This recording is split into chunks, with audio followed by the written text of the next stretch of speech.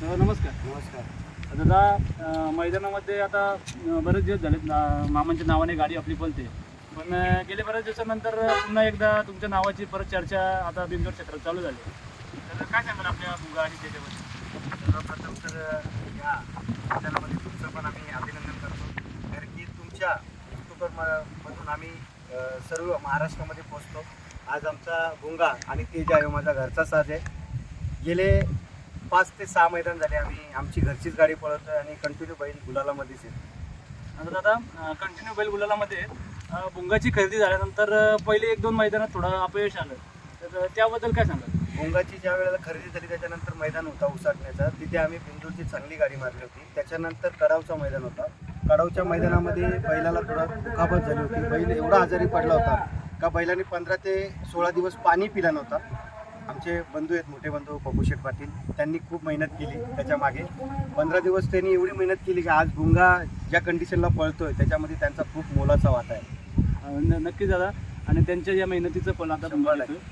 आता आजच्या मैदानाबद्दल काय सांगाल? आजचे जे नियोजन होते आज आमचं म्हणजे घरची गाडी पळवावी ही आमची सर्व पोरं, म्हणजे अनिकेत झाला, कन्या झाला, परत प्रल्हाद झाला, परत शुभम झाला, म्हणजे जेवढी आपली पोरं आहेत, दर्शन झाला, आपला हेमंत झाला, गोवा झाला, जेवढी आपली पोरं आहेत, आकाश शेठ झाले, जेवढे सगळ्यांची असे मत होता की आपली गाडी पळते, कोणाकडे मागायची गरज नाही.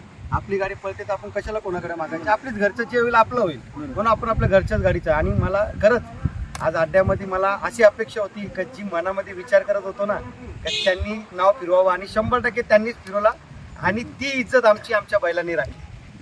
दादा, तुम्ही म्हणताय की गाडी फिरली आणि आज बैलांनी गुलाल घेतला, त्या गुलालाबद्दल काय सांगाल? जी तुमच्या मुलांची जी इच्छा होती की आपला गुलाल दाखवावा, आणि इतकी मोठी गाडी तुमच्यावर आज फिरली होती, आणि त्या गाडीबद्दल सर्व मैदानात एकच चर्चा होती. ती गाडी पण आज काय महाराष्ट्रामध्ये सगळ्यात टॉपची गाडी जर पकडली तर काही हरकत नाही मुंबईमध्ये बिंदूर क्षेत्रात, आणि ती गाडी आज तुम्ही घरच्या गाडीवर, ती पण घरची गाडी आणि तुमची पण घरची गाडी. काल जेव्हा व्हॉट्सअपला मेसेज पडला होता, आपण त्यावेळेला मी स्वतः बोलत होतो ठीक आहे, आपण त्या गाडीला आपल्या घरच्या गाडीला मी स्वतः फोन करणार होते, पण आपली पोरं सगळी बसली होती. दादा बोलतात नको, ती गाडी लय पळते आणि ती गाडी आपल्या बैलांबरोबर आता नको, नंतर बघू. मी बोलत ठीक आहे, कसं नियोजन करतात ही सगळी आपली पोरं, मेन त्यांचं ॲक्च्युली आपण काय आहे, फक्त शर्तींच्या वेळेला येऊ, पण त्यांच्या सगळ्यांची मेहनत आणि त्यांची सगळ्यांच्या नियोजनामध्येच बैलं पळतात. आणि ती गाडी मला म्हणजे मी माझ्या मनामध्ये होती का इकडे आपल्यावरती ती गाडी फिरणार, पण मला असं अपेक्षा नव्हती का ते येऊन इथं आपल्यावरती फिरवणार. आणि 100% आहे देव, 100% आपल्याला यश मिळालं त्या गोष्टी. आता तुम्ही म्हणता यश मिळाला. गाडीवर ड्रायव्हर वगैरे कोण होता? पंकज ड्रायव्हर होता, नेहमी बाबू बसतो, पंकज बसतो, पण बाबू ही चांगली गाडी ऐकवतो, पंकजही चांगली गाडी ऐकवतो. पंकजला जेव्हा मी बोललो की बाबा अशी अशी गाडी फिरवली, तर पंकज बोला दादा काय टेन्शन घेतो, मी आहे ना. म्हणजे एक आत्मविश्वास, एक नाही का त्यांनी आपला कॉन्फिडन्स दिला.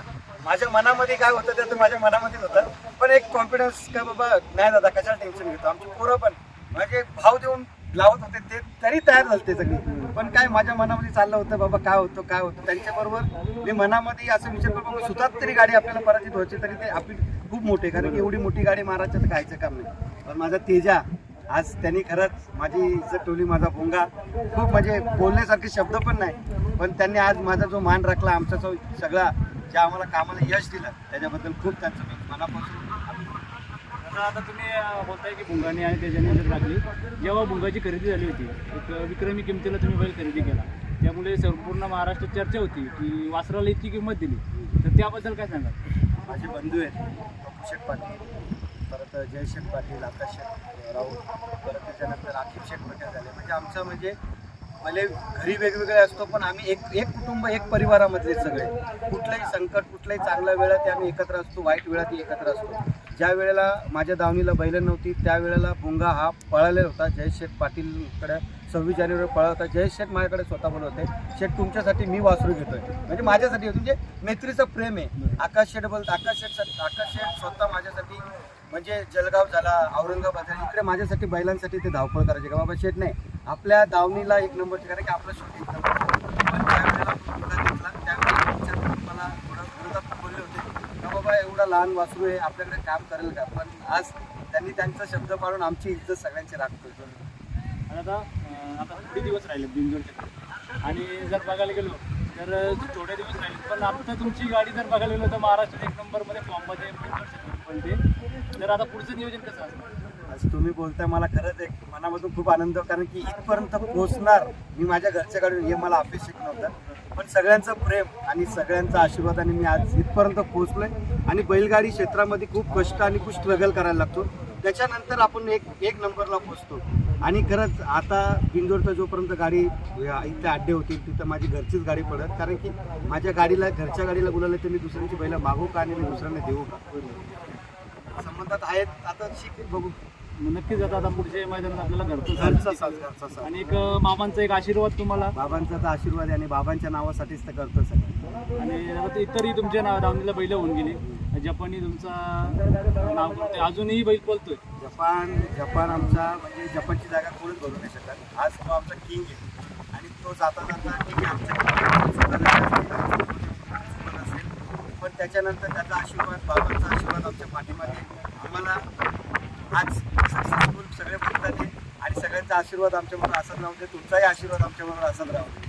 ठीक आहे दादा, धन्यवाद. धन्यवाद.